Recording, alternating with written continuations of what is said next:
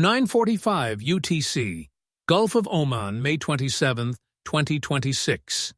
The tanker Olympic Life is 60 nautical miles east of Muscat, running on a standard outbound course through waters that were, until 3 months ago, among the most commercially routine in the world. The crew has done this transit dozens of times. The hull is sound. The cargo is loaded.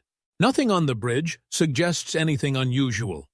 Then, at 0945 UTC, the master reports an external explosion on the port side aft, close to the waterline. Bunker fuel begins discharging into the sea. The United Kingdom Maritime Trade Operations Center logs the incident and issues a single line. Crew and vessel are safe. No cause is listed. No attribution is given. The cause does not need to be listed. Everyone in the maritime industry already knows. This is what Iran's new maritime order looks like from the outside.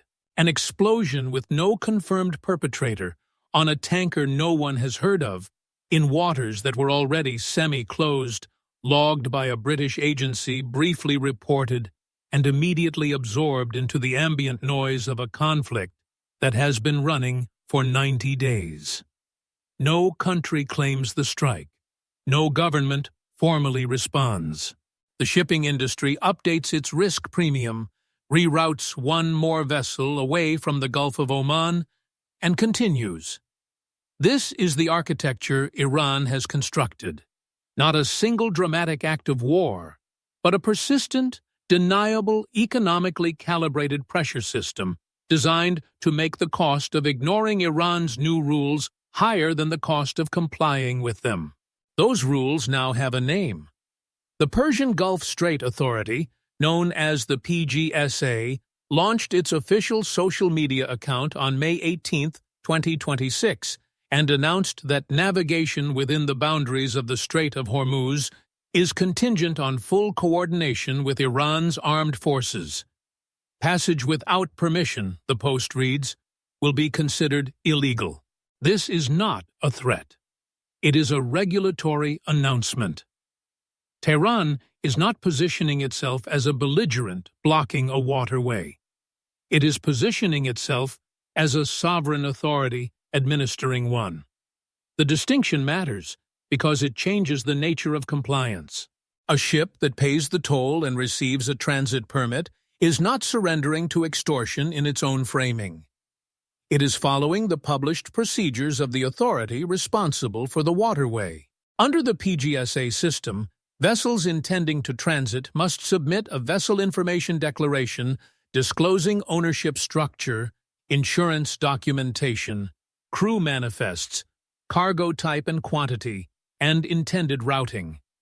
The declaration goes to info@pgsat.itr. Iran's armed forces then assess the application. Some vessels are approved, some are not. Israel-linked vessels are categorically banned. American-flagged vessels operating under Project Freedom are denied. Vessels from countries that have maintained diplomatic and economic engagement with Tehran, China, India, several Southeast Asian states have found the process navigable. According to Windward Intelligence, 6 India-flagged vessels transited inbound on May 18th as a coordinated cluster following bilateral engagement with Iran, outside the U.S.-led coalition framework entirely. The bifurcation of the strait is no longer theoretical. It is operational. The price of compliance is significant. Reporting from Lloyd's List, and confirmed by multiple shipping intelligence services, indicates that vessels have paid up to $2 million per transit. No official tariff has been published. The PGSA has declined to confirm figures. But the payment architecture is explicit. Transactions are settled in Chinese yuan, transferred to accounts accessible by Iran, bypassing Western banking infrastructure, or in Bitcoin sent to IRGC-linked wallets.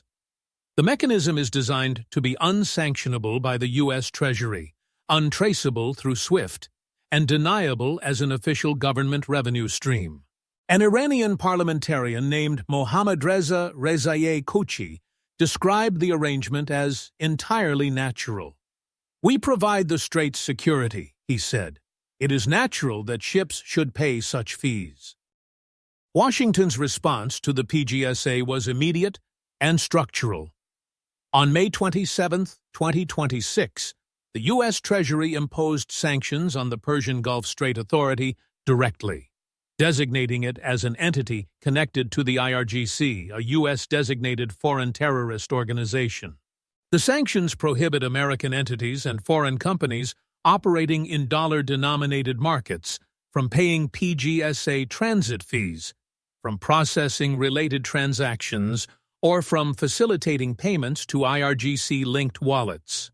Secretary of State Marco Rubio went further, stating that there is not a country in the world that should accept Iran's effort to create a tolling system for what is, under international maritime law, an international strait.